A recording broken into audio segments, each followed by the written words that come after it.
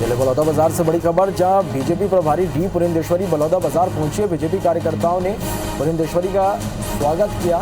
रायपुर और जांजगीर के सांसद भी इस दौरान मौजूद हैं। कार्यकर्ताओं और पदाधिकारियों के साथ यहां बैठक डी पुरंदेश्वरी करेंगी। तो 2 दिवसीय छत्तीसगढ़ के दौरे पर पहुंची हैं बीजेपी प्रभारी डी पुरंदेश्वरी और आज बलौदा बाजार पहुंची है। बीजेपी कार्यकर्ताओं ने उनका यहां पर भव्य स्वागत किया है। रायपुर और जांजगीर के सांसद भी मौजूद हैं। कार्यकर्ताओं और पदाधिकारियों की यहां पर बैठक उनके साथ डी पुरंदेश्वरी करेंगे। तो संगठन को मजबूत करने के इरादे से 2 दिवसीय दौरे पर हैं डी पुरंदेश्वरी और कल उन्होंने रायपुर में मैराथन बैठक ली और इसके बाद आज बलौदा बाजार पहुंची हैं।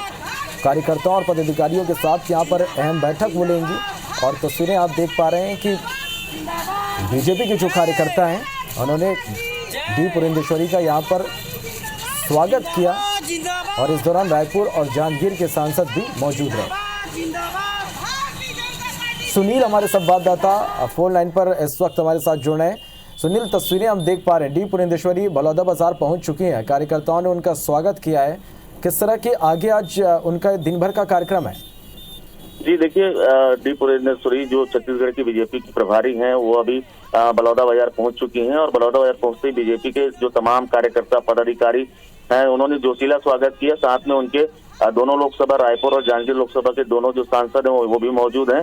और देखिए, आपको बता दूं कि अब जो बैठक का सिलसिला अब शुरू हो जाएगा, क्योंकि जितने भी तमाम जिले के पदाधिकारी हैं, कार्यकर्ता हैं, सबके सिलसिलेवार बैठक यहाँ पर शुरू होगी। पहली बैठक में कार्यकर्ताओं को, दूसरे बैठक में जो पदाधिकारी और तीसरे बैठक में जो मंडल अध्यक्ष हैं जिले भर के, उनकी बैठक ली जाएगी। और ये जो बैठक है इसमें कई प्रकार की रणनीतियां भी तैयार होगी और जिस तरीके से पहले ही बताया जा चुका था कि ये बैठक जो है ये बीजेपी के जो तमाम कार्यकर्ताओं को फिर से एकजुट और पार्टी को मजबूत बनाने के लिए बैठक का आयोजन किया गया है। वहीं डी पुरंदेश्वरी करीब 2:30 बजे प्रेस वार्ता कर इस बैठक के बारे में बताएंगी और ये जो बैठक है पूरी तरीके से गुप्त रखा गया है। सुनील, यदि आज दिन भर की बैठकों की बात करें तो इसके लिए क्या कुछ एजेंडा तय किया गया है? और इन बैठकों को यदि हम देखें तो यहाँ भी वही संगठनात्मक मजबूती पर, जिस तरह से उन्होंने रायपुर में बयान दिया था कि संगठन को मजबूत करने के इरादे से वो यहाँ पर पहुंची हैं, मजबूत विपक्ष की भूमिका उनकी महत्वपूर्ण यहाँ पर हो, ये भी सुनिश्चित करना है। तो यहाँ पर जो बैठक होगी उसके मुख्य रूप से एजेंडे की बात करें तो क्या कुछ होगा?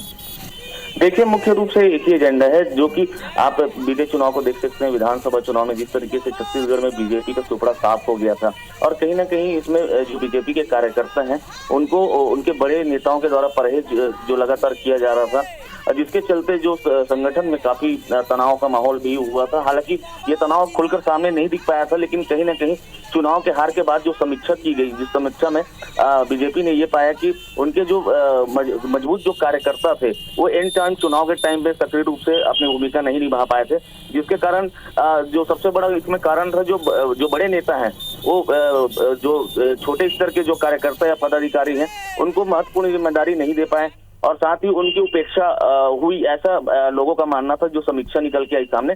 तो निश्चित तौर पर ये जो तमाम जो बैठकों का दौर चल रहा है, ये संगठन को मजबूत करने के लिए और कार्यकर्ताओं को धरातल में किस तरीके से फिर से काम करना है और पार्टी को किस तरीके से मजबूत करना है और आने वाले चुनाव में जो तमाम एजेंडे अपनाए जाएंगे, इन तमाम मामलों पर चर्चा की जाएगी और इसीलिए बैठक को पूरी तरीके से गुप्त रखा गया है।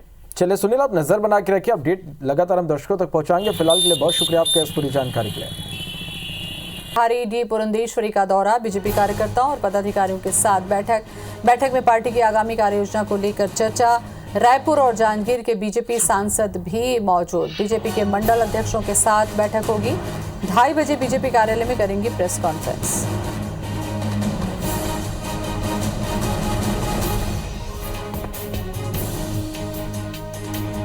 तो बैठक में पार्टी की आगामी कार्ययोजना को लेकर चर्चा होगी। डी पुरंदेश्वरी का दौरा, रायपुर और जांजगीर के बीजेपी सांसद भी मौजूद। ज्यादा जानकारी के लिए राजेश मिश्रा हमारे संवाददाता हमारे साथ में जुड़ चुके हैं। राजेश, जांजगीर में दौरा करने के पीछे कुछ खास मकसद?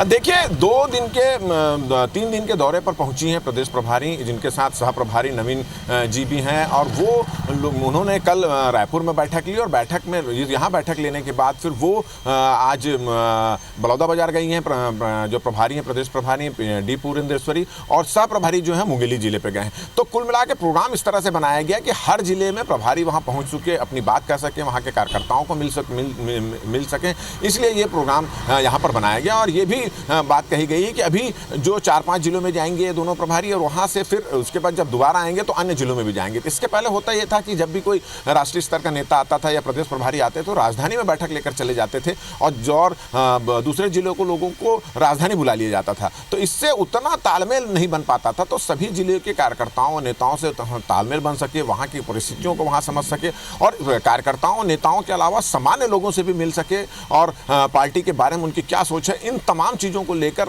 ऐसा इस बार प्रोग्राम बनाया गया है कि जो छत्तीसगढ़ प्रभारी यहाँ पहुँची हैं, सह प्रभारी यहाँ पहुँचे हैं, उनके दूसरे जिलों में भी प्रोग्राम बनाया गया है। कल वो दिन भर रायपुर में उन्होंने बैठकें ली, आज प्रदेश प्रभारी बलौदाबाजार गई हैं, सह प्रभारी मुंगेली गई हैं, और कल महासमुंद और दूसरे जिलों का भी प्रोग्राम है, जांजगीर भी जाएंगे। तो कुल मिलाकर उसके पीछे उद्देश्य है कि सभी जिलों के कार्यकर्ता बिल्कुल सहज ढंग से प्रभारियों से मिल सके, अपनी बातें कह सके, और जो प्रभारी हैं वो जाके कार्यकर्ताओं के साथ अपनी बात, पार्टी की बात को रख सकें। इन उद्देश्य से ये सब जिलों में कार्यक्रम यहाँ पर रखा जा रहा है। राजेश, जिस तरीके से विधानसभा चुनाव में नतीजे आए थे, उस समय ये सुनने को मिला था कि कार्यकर्ताओं में काफी नाराजगी थी, काफी डिस्टेंस बड़े लीडर्स के साथ में हो गया था। मुझे लगता है ये उसको पाटने की कोशिश है कि बड़े जो भी पदाधिकारी आ रहे हैं या प्रभारी आ रहे हैं वो सीधे कार्यकर्ताओं के बीच जिलों में जा रहे हैं।